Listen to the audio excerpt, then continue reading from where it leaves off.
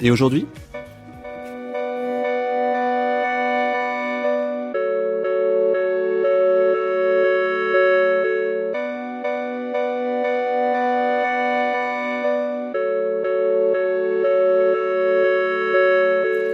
Aujourd'hui, pour analyser la littérature de Jules Barbet d'Aurevilly, nous sommes avec vous, Pierre-Claude. Bonjour. Bonjour Mathieu. Les auditeurs de la compagnie vous connaissent bien puisque vous venez souvent le jeudi ici en tant que chroniqueur, mais on peut rappeler quand même que vous êtes professeur de littérature à la Sorbonne, spécialiste du 19e siècle français. Vous écrivez sur Balzac, Flaubert, Huysmans, Léon Bloy aussi, sur qui vous avez publié récemment l'essai intitulé « Léon Bloy, la littérature et la Bible ». C'est disponible aux éditions des Belles Lettres. Et puis vous écrivez aussi beaucoup sur Jules Barbet d'Aurevilly. Vous avez notamment publié en 2009 l'essai intitulé « Esthétique de Barbet d'Aurevilly », car à force de l'analyser par différents prismes, on oublie peut-être de le lire pour son esthétique propre, Pierre-Claude, et vous avez voulu remédier à cela. Oui, Barbet est un de ces écrivains hauts en couleur qu'on a d'abord beaucoup remarqué pour un certain nombre de traits biographiques. Le dandy qui ne dédaignait pas de pratiquer des teintures pour rester élégant jusqu'à un âge tardif, qui s'enorgueillissait d'avoir la taille fine, qui aimait bien les tenues un peu extravagantes. Bon. Et puis le connétable des lettres, le défenseur du trône et de l'autel, et aussi celui qui est passé longtemps pour un écrivain régionaliste. Mais il a été à un moment donné très salutaire de le débarrasser de cette image, de cette aura d'écrivain, pour en revenir à son œuvre et la lire de près. Il y a aussi une lecture par Freud, par l'inconscient, par les théories de la psychanalyse qui ont peut-être fait un petit peu écran justement à cette esthétique de Barbet d'Aurevilly que vous entendez analyser plus finement. Oui, il y a eu plusieurs étapes dans la réception de Barbet d'Aurevilly. D'abord, ce sont les premiers éléments dont j'ai parlé il y a un instant qui ont prévalu.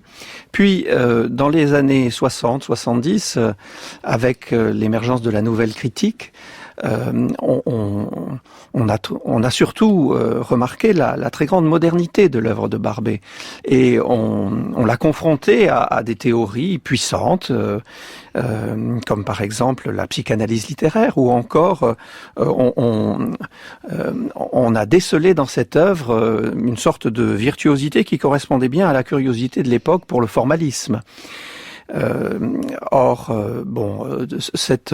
Cette rénovation de la lecture de Barbet d'Aurevilly, qui était extrêmement salutaire, est faite maintenant, et on en revient peut-être à une appréciation qui reprend davantage en compte le projet même esthétique de Barbet. Donc vous reprenez dans votre essai quelques-uns des thèmes qui vous semblent importants, le rapport au réalisme, à la fantaisie, au grotesque, au sublime. On va en parler justement, Pierre-Claude, dans cette émission, mais avant d'entrer dans le cœur de votre propos, et puis aussi pour faire entendre un petit peu la prose de Barbet d'Aurevilly, je vous propose d'écouter un extrait de son grand roman Une vieille maîtresse, lu ici par Christine Murillo. Marigny n'avait d'ennemis que les gens vulgaires. Même physiquement, il les choquait. Oh mon Dieu, oui, il les choquait, ces délicats. Il fallait les entendre. On le critiquait dans sa mise, dans sa physionomie, dans sa personne extérieure. La pire critique pour les gens du monde. Monsieur de Marigny avait l'éclatant malheur et le danger d'une de ces physionomies réparties non seulement dans les traits de la face, mais dans le corps, les attitudes, l'être tout entier. Le voile diaphane et brun, délicatement lamé d'or de la moustache orientale qui lui retombait sur la bouche, cachait mal le dédain de ses lèvres. Ses cheveux, qu'il portait longs et qu'il soignait avec un culte indigne d'un homme d'esprit, répétait gravement les caillettes, donnaient une expression trop théâtrale à cette figure où les clartés de l'intelligence se jouaient dans l'ombre creusée des méplats. Enfin, ses yeux, la seule chose qui lui eût vraiment belle, ces yeux qui avaient soif de la pensée des autres, comme les yeux du tigre ont soif de sang, étaient par trop insolemment immobiles. Tout cela n'était pas gentleman-like, sifflaient les linottes du dandysme, du haut de la cravate où perche leur insignifiance. Mais les femmes savaient une réponse. une réponse qu'elle ne faisait pas.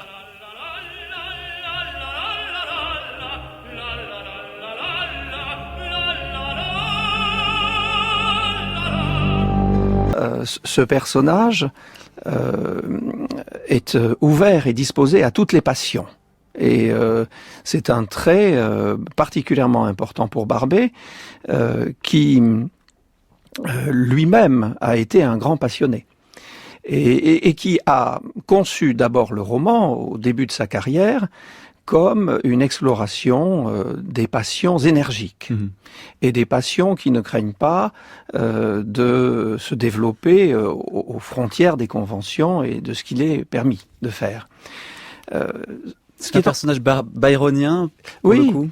Oui, et Barbey y a mis sans doute beaucoup de lui-même, parce que, comme il le fait d'ailleurs souvent avec ses personnages, il prend modèle sur des personnages sombres, mystérieux, byroniens, passionnés. Mais ce qui est intéressant dans Une vieille maîtresse, en l'occurrence, c'est que c'est un roman qui marque un tournant dans l'œuvre. Parce que le Barbey évolue beaucoup à partir de 1846, période où il se convertit, comme on a dit. En réalité, il revient intellectuellement, puis de manière plus profonde, à des convictions qui étaient celles qui le placent dans la tradition de sa famille catholique, monarchiste, et qui marquent une rupture dans son œuvre. Alors cette rupture, elle se caractérise peut-être, pour reprendre l'idée du byronisme, par justement un passage de la jeunesse à l'âge adulte qui se traduit par un byronisme devenant plutôt un mestrisme. Je ne sais pas si on peut employer ce néologisme, mais en tout cas c'est le moment vraisemblablement où Barbey d'Aurevilly se place dans le sillage de Joseph de Maistre. Alors vous consacrez un chapitre au rapport de Barbey avec Joseph de Maistre. Je crois qu'il faut s'arrêter un petit peu justement là-dessus et puis réexpliquer un petit peu d'abord qui était Joseph de Maistre, même si sans doute on l'a un petit peu en tête, et dire en quoi c'est, selon vous et selon beaucoup de commentateurs, la référence importante pour comprendre la littérature de Barbey. Barbey d'Aurevilly admire beaucoup Joseph de Maistre parce qu'il trouve chez lui ce qui lui manque.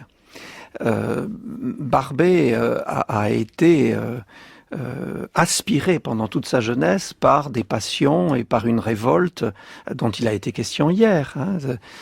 Ce qu'on ne comprend pas suffisamment, c'est que Barbey a été en rupture de ban par rapport à sa famille, qu'il a fui sa famille, qu'il est venu à Paris, d'ailleurs traînant avec lui son mal de vivre, et qu'il s'est livré à toutes sortes de débauches, qu'il était assez éloigné des idées de sa famille. C'est quelqu'un de très libre quand même, on l'a peut-être pas suffisamment souligné. Oui, très libre, mais qui en même temps, dans cette période de grand désespoir, où rien ne réussit d'une certaine manière de ce qu'il entreprend, ou en tout cas pas à la hauteur de ce qu'il voulait entreprendre, il se trouve conduit au bord du désespoir et d'une forme de nihilisme extrêmement sombre, qui parfois laisse entrevoir la possibilité écartée finalement du suicide. Ce qu'on ne remarque pas assez. Et à la suite de cette confrontation, une sorte d'impasse, il trouve d'une certaine manière dans un retour à des traditions familiales, ce qui lui permet aussi de renouer petit à petit avec la Normandie, il retrouve une inspiration nouvelle qui marque une ligne de partage dans son œuvre. Et justement, ce qui est intéressant, c'est que Une vieille maîtresse a été commencée avant la conversion, c'est la première partie, et c'est poursuivi après, et que la tonalité change complètement. Mais alors, Joseph de Maistre, c'est quand même celui qu'on considère comme un auteur maudit. C'est le monstre le plus réactionnaire que la Terre ait jamais porté pour certaines personnes, pour certains lecteurs. Et pourtant, il s'en réclame. Alors, est-ce que vous pouvez nous expliquer un petit peu exactement ce qu'il récupère finalement de Joseph de Maistre ? Maistre lui fournit une sorte d'armature intellectuelle. Il va le lire avec passion. Joseph de Maistre est un homme du paradoxe. Ça n'est pas un esprit à système. C'est un polémiste contre-révolutionnaire qui brille par son style, une sorte d'ironie hautaine aussi, qu'on lit avec une certaine jubilation, même si on ne partage pas nécessairement ses thèses, mais Barbey se laisse en même temps séduire par ses thèses, et la séduction va opérer d'autant plus que la Révolution de 1848 va après un bref moment de complaisance à l'égard de la Révolution, va le conduire à adopter des positions très fermement favorables à l'autorité. Alors, pour Maistre, comme pour Barbey d'Aurevilly, la Révolution, c'est Satan. Oui. C'est Satan, mais il y a aussi Oui. d'autres Satans. C'est la philosophie des Lumières et c'est la Réforme. Oui. Donc, c'est trois aspects qui permettent de bien saisir la pensée de Barbey d'Aurevilly. Oui, Joseph de Maistre est un penseur anti-moderne et Barbey d'Aurevilly va s'inscrire dans cette filiation. C'est-à-dire que la Révolution française, alors il y a 2 points.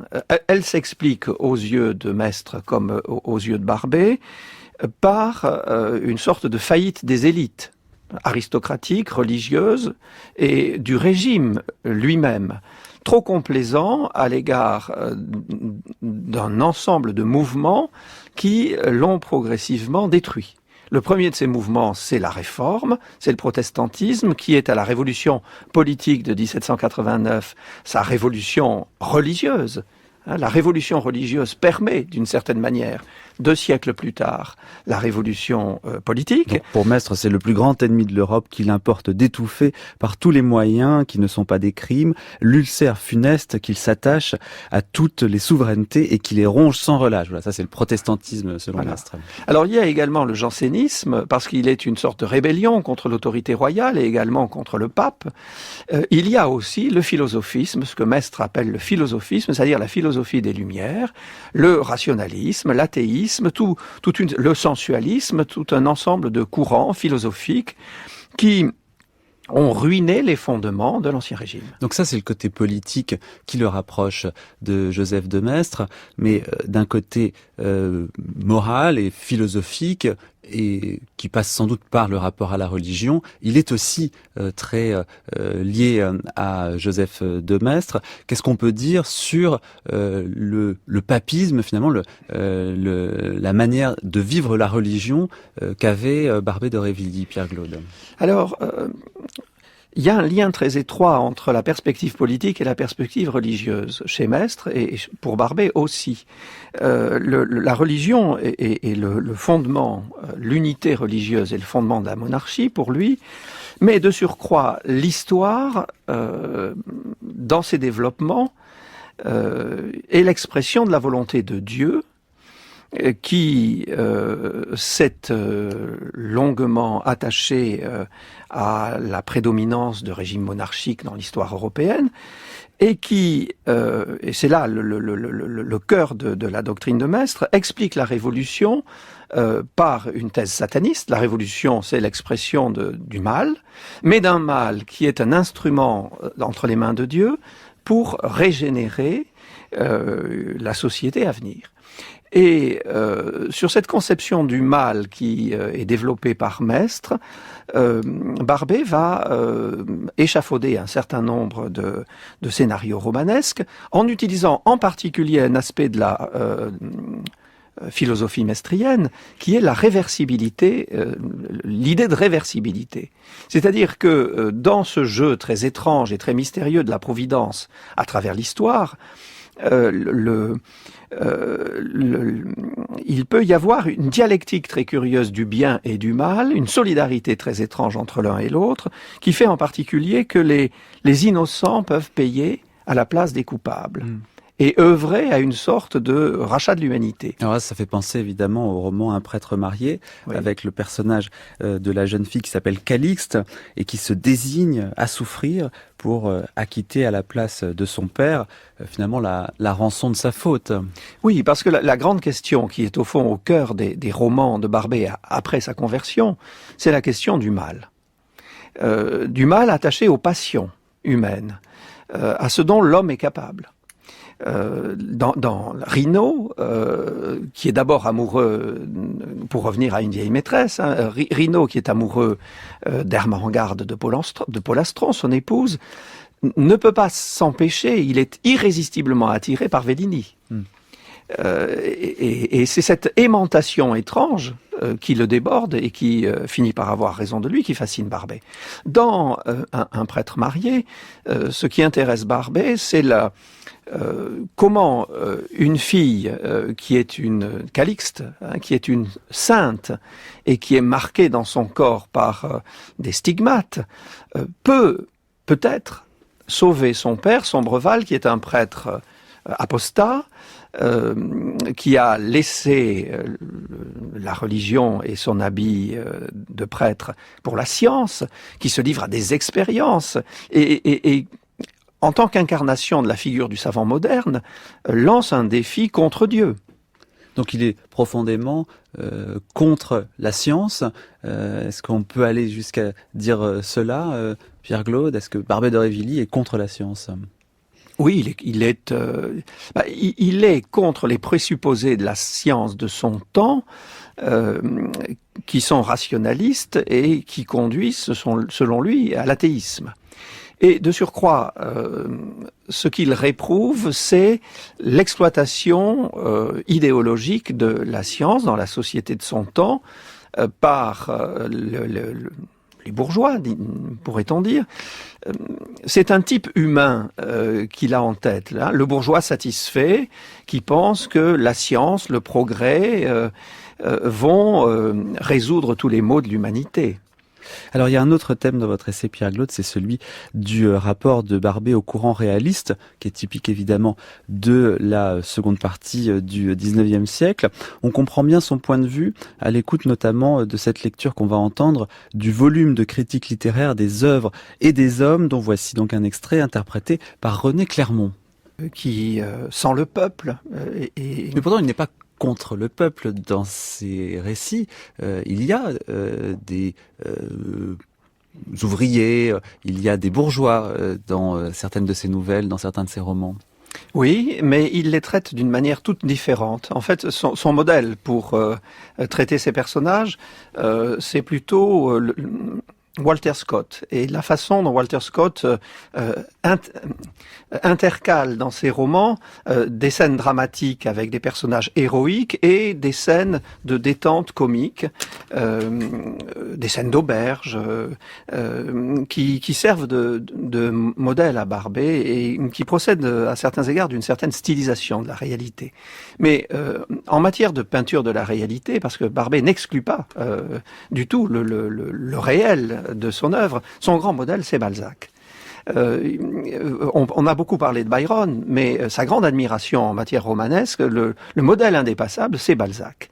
Et il veut... alors, il a une conception de Balzac qui est plutôt le Balzac visionnaire, et il veut mettre ses pas dans ceux de Balzac. Mais quelle différence fondamentale entre Balzac et les réalistes qui suivront? Est-ce que ce n'est pas, par exemple, l'idée que Balzac ne va pas proscrire le comique, par exemple, dans ses romans, qu'il a peut-être un esprit de sérieux un petit peu moins développé que d'autres auteurs réalistes, qu'il est moins, là encore, scientiste? Qu'est-ce qui vraiment fait la vraie différence? Alors, il y a plusieurs aspects.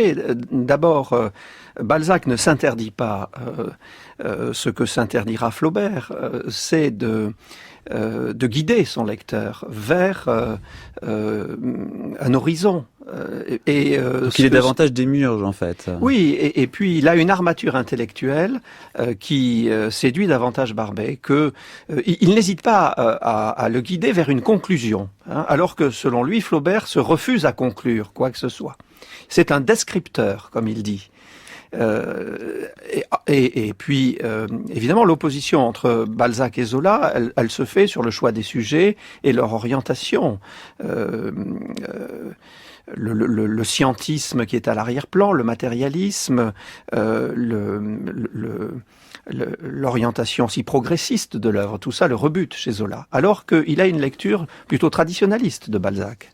Est-ce qu'il y a une volonté pour Barbey d'Aurevilly de faire en sorte que le lecteur, à l'issue de la découverte d'un de ses textes, soit moralement élevé, soit changé par cette lecture, alors, ce qui n'est pas le cas évidemment ou d'une autre manière, des réalistes. Oui, c'est un point très important, parce que si Barbey s'inspire de Balzac, c'est parce qu'il pense que pour agir sur son lecteur, il faut enraciner la fiction dans une réalité plausible. sans quoi le lecteur n'adhérera pas. Donc il y a une forme de réalisme, en tout cas le réel l'intéresse et Le il le point prend en de compte. le point de départ, c'est bien une peinture de la réalité, parce que pour agir sur le lecteur, il faut le mettre en situation et il ne faut pas tricher. Barbey a horreur du mensonge, c'est la vérité. Mais ce qui l'intéresse, c'est une vérité qui va avoir des prolongements moraux et métaphysiques. Balzac, lui, a l'ambition de peindre l'ensemble d'une société. Barbey ne peint pas l'ensemble d'une société. Il s'attache à des milieux qui sont quand même restreints, surtout l'aristocratie, que ce soit en province, en Normandie ou dans les salons parisiens. Et surtout, ce qui l'intéresse dans la réalité, c'est d'y faire surgir quelque chose qui va ébranler profondément son lecteur.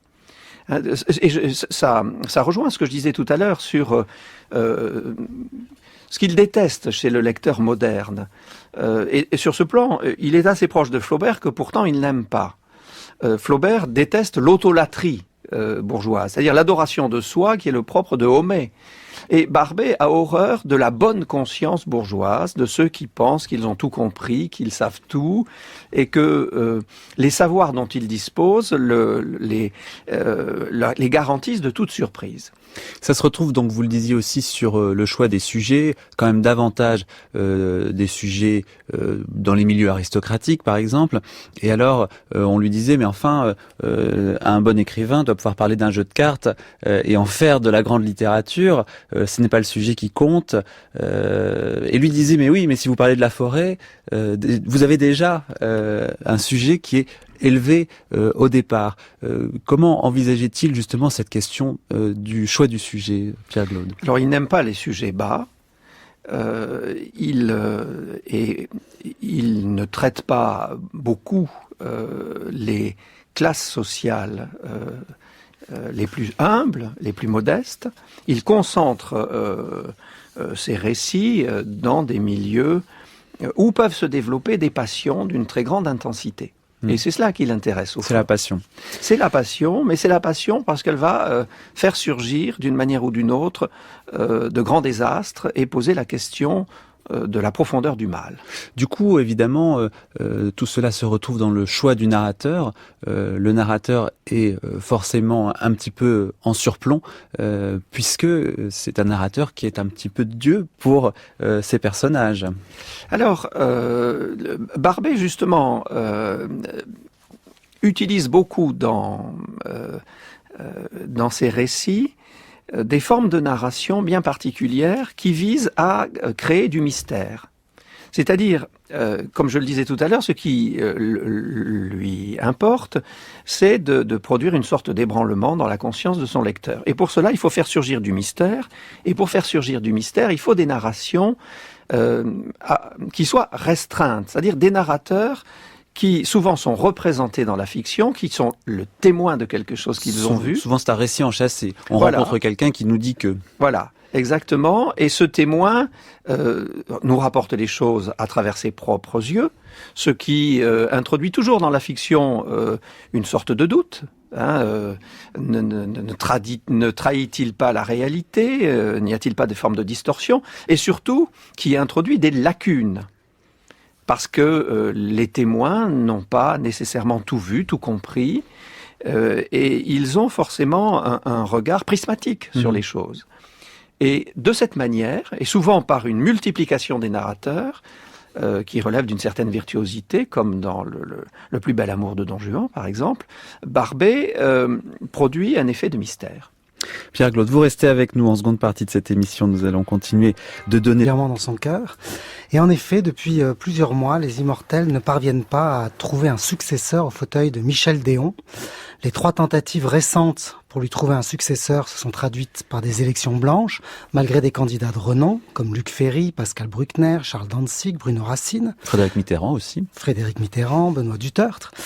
Et du coup, le système est bloqué, car tant que ce fauteuil de Michel Déon ne sera pas pourvu, on ne pourra pas procéder aux élections de ceux de 3 autres fauteuils d'académiciens disparus récemment, et non des moindres, Simone Veil, Max Gallo et Jean d'Ormesson. Même le prestigieux New York Times s'est ému récemment de cette impasse académique. Mais alors à quoi est dû ce blocage ? Alors pour certains, il traduirait une forme d'agacement à l'endroit d'Hélène Carrère d'Ancos. Cela fait en effet maintenant 2 décennies que cette spécialiste de la Russie occupe les fonctions très prestigieuses de secrétaire perpétuelle de l'Académie française. On n'avait plus vu une telle longévité depuis le milieu du 19e siècle et un certain Abel François Villemain. En effet, on a beau être immortel, 20 ans pour certains, ça peut finir par paraître long. Alors, dans l'atmosphère un peu feutrée du quai Conti, certains habits verts se sont confiés à l'Express et se sont demandé à voix basse si peut-être, à 90 ans, Hélène Carrère d'Ancos ne devrait pas passer la main comme l'ont fait ses 3 derniers prédécesseurs. Mais comme on est entre gens de lettres, on dit ça avec de très jolies formules. L'un m'a dit « la tsarine devrait abdiquer » et un autre m'a dit « il est peut-être temps que la princesse géorgienne rende sa couronne ». Alors qu'est-ce que les académiciens reprochent exactement à leur secrétaire perpétuel ? Ils estiment, certains en tous les cas, qu'elle n'a plus l'autorité permettant de dégager des majorités lors des élections. L'un m'a dit, aujourd'hui on a parfois l'impression qu'Hélène organise des combats de gladiateurs, elle jette 2 bons candidats dans l'arène et qu'ils se débrouillent. Et puis, l'élection d'Alain Finkielkraut en 2014 a laissé des traces. Hélène Carrère d'Ancos et Jean d'Ormesson y étaient très favorables à l'arrivée de Finky à l'Académie, mais une certaine aile gauche, on va dire, de l'Académie, représentée par Rinaldi ou Weyergans, n'était pas très fan de cette candidature un peu réactionnaire. Il y a même eu un échange assez acerbe sous le portrait de Richelieu entre Jean d'Ormesson et Dominique Fernandez. Et chose très très inhabituelle, le lendemain de son élection, Alain Finkielkraut est allé à la radio et a dénoncé une conjuration menée par quelques-uns contre lui au sein de l'Académie. On n'avait quasiment jamais vu ça du côté des Immortels. Est-ce que certains souhaiteraient jusqu'au départ de Madame Carrère d'Ancos ? Alors, certains envisagent une solution un peu intermédiaire et prôneraient une réforme de l'Académie qui instaurerait une forme de secrétariat perpétuel tournant tous les 6 ans, comme c'est le cas pour beaucoup d'autres académies de l'Institut, par exemple l'Académie des Beaux-Arts ou l'Académie des Sciences Politiques. Et Madame Carrère d'Ancos, comment réagit-elle à tout cela ? Nous l'avons interrogée à l'Express et fidèle à son tempérament, elle est restée assez ferme sur ses positions. Elle n'envisage pas de démissionner dans l'immédiat, c'est très clair. Elle estime qu'elle a encore 2 grands chantiers à mener à bien. Un contrôle annoncé de la Cour des comptes, et puis surtout la 9e édition du dictionnaire, qui a quand même été entamée en 1935. Nos chers académiciens en sont actuellement à la lettre V, mais il semblerait que certains, sous la coupole, soient assez pressés d'en arriver à zygomatique. Merci beaucoup Jérôme Dupuis. Donc les auditeurs peuvent lire tout cela dans l'Express et de manière générale retrouver votre signature dans les pages livres. À très bientôt.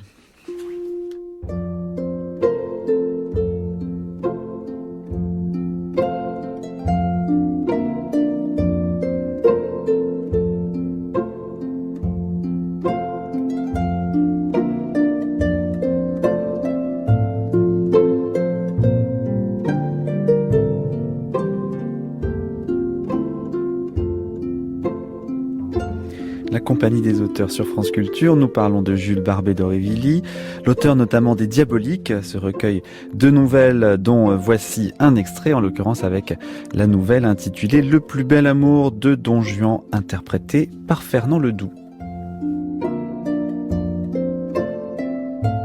Était-elle brune ? Ah, vous n'y voyez pas assez clair. Oui, elle était brune. Brune de cheveux jusqu'au noir le plus jet, le plus miroir d'ébène que j'ai jamais vu reluire sur la voluptueuse convexité lustrée d'une tête de femme. Mais elle était blonde de teint. Et c'est au teint et non aux cheveux qu'il faut juger si on est brune ou blonde. C'était une blonde aux cheveux noirs. Toutes les têtes blondes de cette table, qui ne l'étaient, elles, que de cheveux, firent un mouvement imperceptible. Il était évident que pour elle, l'intérêt de l'histoire diminuait déjà. Elle avait, toute grande dame qu'elle fût, la santé d'une paysanne qui boit du soleil par la peau. Et elle avait aussi l'ardeur de ce soleil bu, autant dans l'âme que dans les veines. Oui, présente et toujours prête. Mais voici où l'étrange commençait. Cet être pubissante et ingénue, cette nature purpurine et pure comme le sang qui arrosait ses belles joues et rosait ses bras, était, le croiriez-vous, maladroite aux caresses. Ici, quelques yeux se baissèrent, mais se relevèrent malicieux. maladroite aux caresses comme elle était imprudente dans la vie. Il fallait que l'homme qu'elle aimait lui enseignât incessamment 2 choses qu'elle n'a jamais apprises du reste. À ne pas se perdre vis-à-vis d'un monde toujours armé et toujours implacable, et à pratiquer dans l'intimité le grand art de l'amour.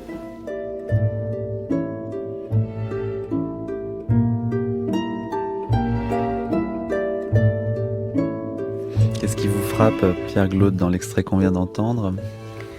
On a là un exemple de ces ricochets de conversation que Barbey a voulu mettre en scène dans Les Diaboliques.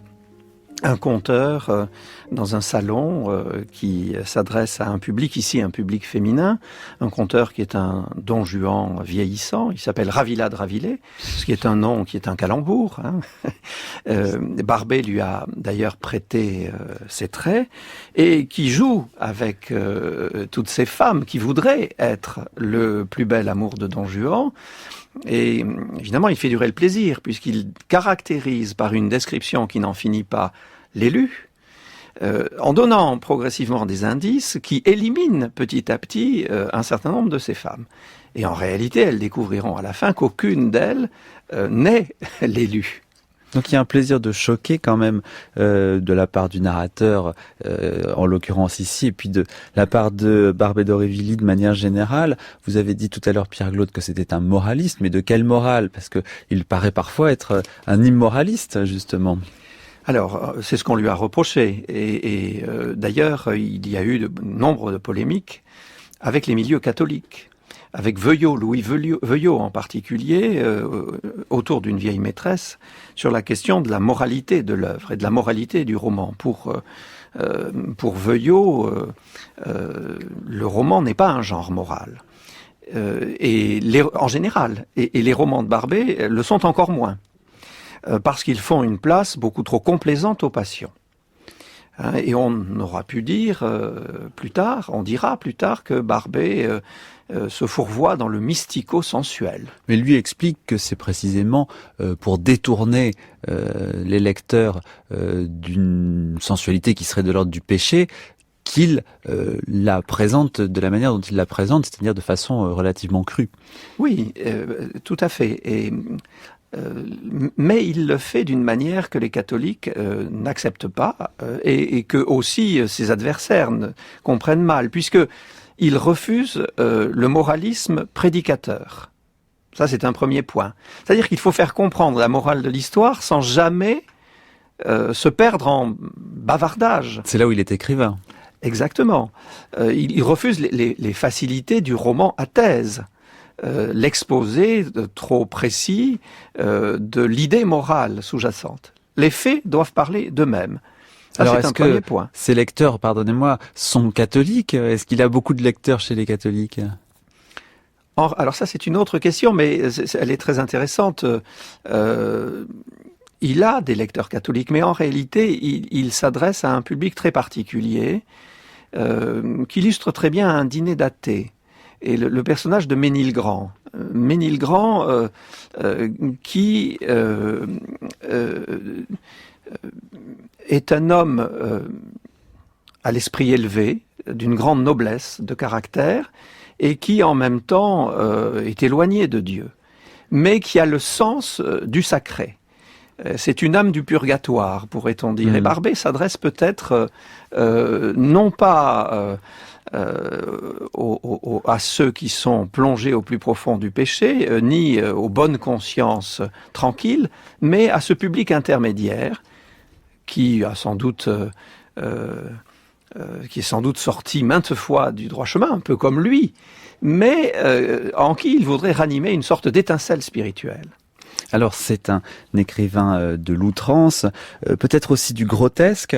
Venons-en à cette notion à travers le Don Quichotte de Cervantes. Parce que je crois que Barbey avait eu des mots assez durs au départ sur Don Quichotte, considérant que ça n'était pas un roman très amusant, que c'était même assez ennuyeux, qu'il avait parfois un goût d'ail. Qu'est-ce que ça signifie d'abord ? Et puis, en quoi est-ce que pour vous, finalement, Pierre Glaude, il y a du Cervantes et du Don Quichotte chez Barbey d'Aurevilly ? Il évolue sur cette question et son évolution est très intéressante. Dans sa jeunesse, Don Quichotte est une figure il incarne l'aristocratie dans ce cas-là de dépassé. Hein, c'est un homme... Mais c'est un homme du passé, justement, Barbey d'Aurevilly, donc ça doit oui, lui mais pas à plaire. cette époque, pas à l'époque. Dans sa jeunesse, à l'époque où il est révolté contre sa famille, Don Quichotte est l'incarnation, au fond, d'une forme d'idéal aristocratique dépassé et comique. Et il réévalue progressivement, quand il revient peu à peu aux traditions familiales, il réévalue la figure de Don Quichotte, donc il voit un personnage sublime, jusque dans son grotesque. C'est-à-dire que, au fond, ce qui est grotesque chez Don Quichotte, c'est qu'il est inadapté à son temps. Mais qu'est-ce que c'est que ce temps ? Ce temps pour Barbey, on le disait tout à l'heure, c'est un temps matérialiste, athée, qui est tourné vers les réalités les plus matérielles, les plus utiles, pour qui la richesse, le pouvoir sont les idéaux qu'il convient de réaliser. Et Don Quichotte, lui, vit pour d'autres valeurs, des valeurs qui n'ont plus cours. Est-ce qu'il y a identification alors entre Barbey d'Aurevilly et le personnage de Don Quichotte, qui lui-même est finalement un petit peu en marge de la société, il est beaucoup moqué aussi? Oui, tout à fait. Il y a dans les Diaboliques et à Un dîner d'athée, dont on parlait tout à l'heure, Ménilgrand, dont le portrait par Barbey est un autoportrait. Il a la laideur de Barbey, il a ses passions. Enfin, c'est un portrait idéalisé. Mais Barbey a mis beaucoup de lui dans Ménilgrand. Et Ménilgrand est défini comme une sorte de chevalier, hein, de chevalier errant, de personnage chevaleresque médiéval. Et donc de Don Quichotte. Mm-hmm. Le sublime, c'est un mot que vous avez employé tout à l'heure, oui. Et c'est un mot qui vous semble important aussi pour qualifier le rapport de Barbey d'Aurevilly avec la littérature. Il cherche toujours le sublime, mais alors c'est quoi le sublime pour lui? Alors justement, il a un sens du sublime qui est très particulier. Il y a plusieurs formes du sublime chez Barbey. Vous avez d'abord ce sublime qu'on évoquait à propos de Don Quichotte, qui est paradoxal, qui est l'envers d'un grotesque, qui est réhabilité du coup. Et là, Barbey s'inspire très précisément de Balzac. Hein. Le personnage de la vieille fille, et Barbey aime beaucoup les personnages de vieille fille, chez Balzac est un personnage ridicule. Ridicule à cause de sa foi, de sa naïveté, de sa candeur.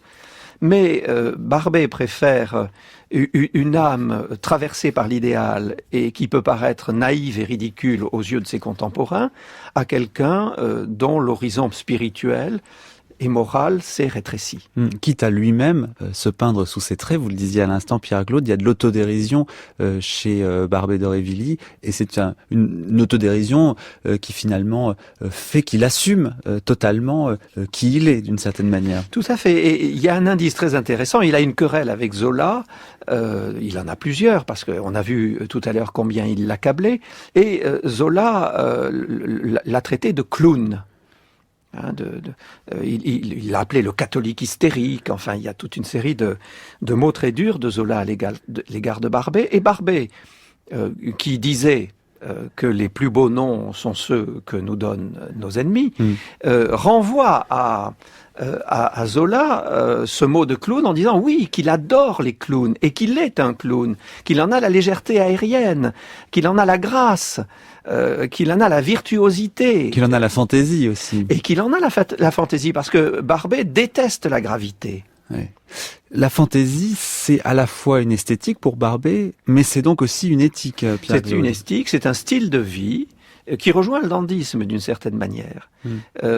C'est le refus aristocratique de se laisser émouvoir, de tomber dans le sentiment, dans le pathos, dans le sentimentalisme devant Pleurnichard, devant les travers de l'existence. C'est le désir de rester toujours léger. C'est un égoïsme aussi pour Barbey ou pas?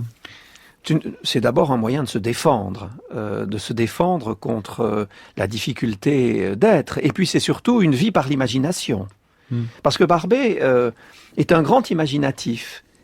Et il le dit d'ailleurs, écrire pour lui, c'est ouvrir les veines de son imagination. Il y a une sorte de métaphore corporelle.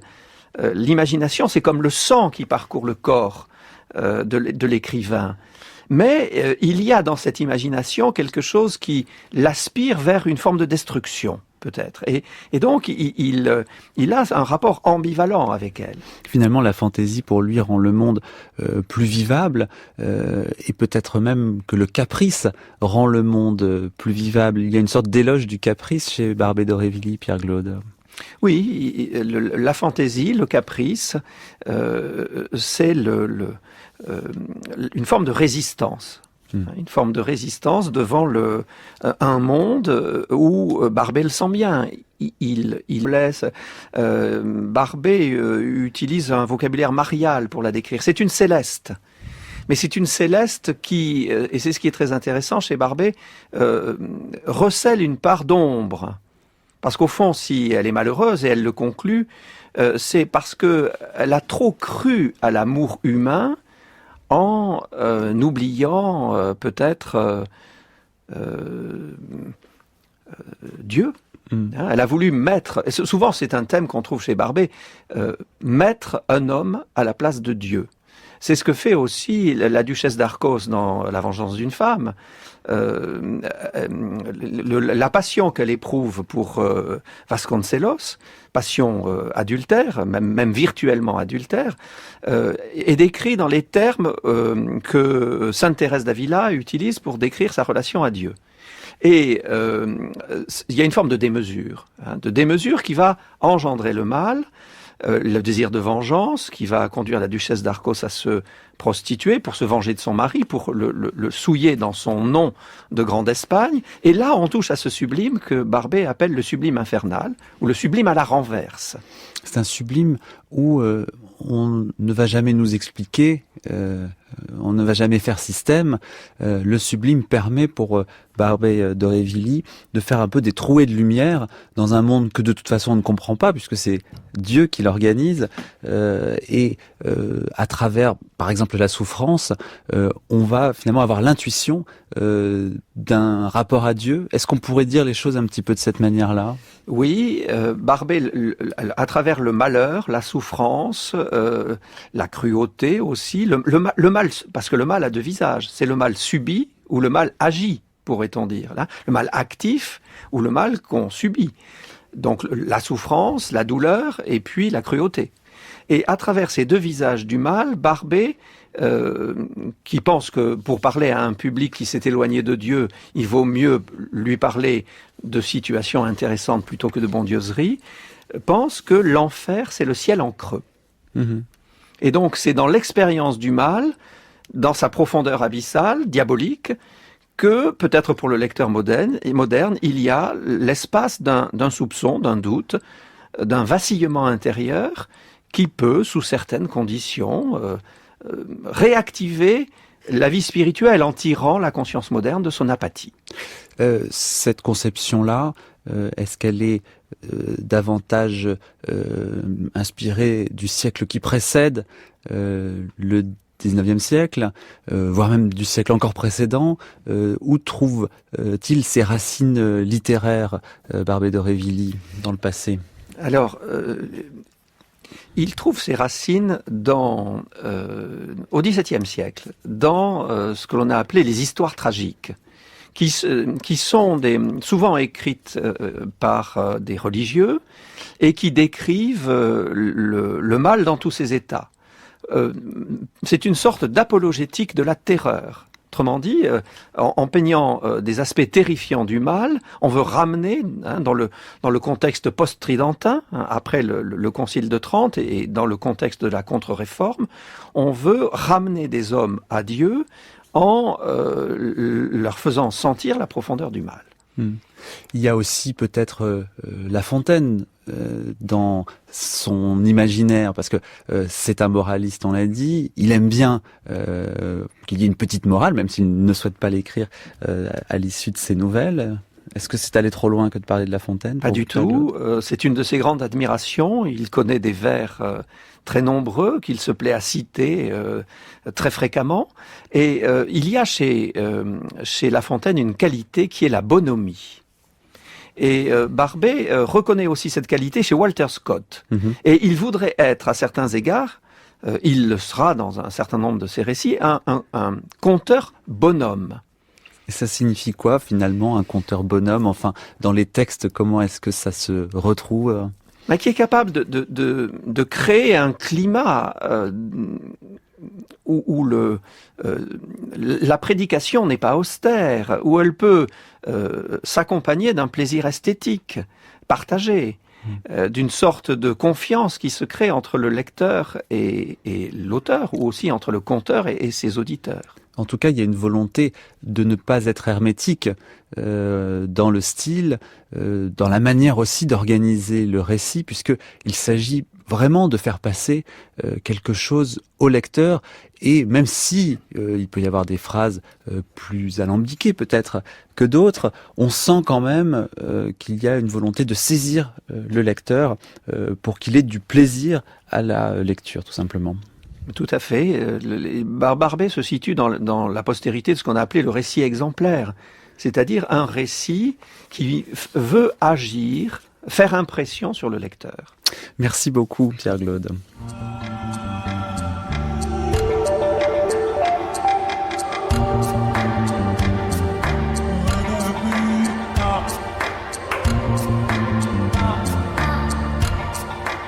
Je rappelle que vous êtes professeur de littérature française à l'université Paris 4 Sorbonne, auteur notamment de L'esthétique de Barbey et d'Aurevilly chez Classique Garnier en 2009, et puis votre dernier ouvrage apparu aux Belles Lettres en 2017, il s'appelle Léon Bloy, la littérature et la Bible.